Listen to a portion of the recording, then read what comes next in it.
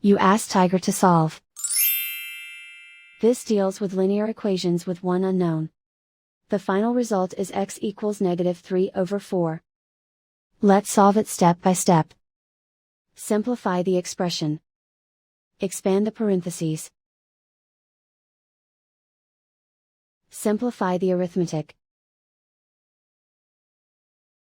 Group all x terms on the left side of the equation.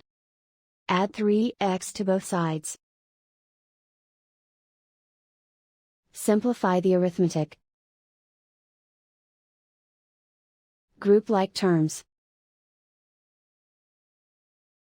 Simplify the arithmetic. Isolate the x. Divide both sides by 8. Simplify the fraction.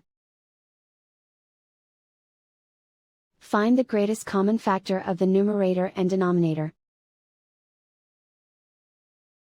Factor out and cancel the greatest common factor. And so the final result is x equals -3/4.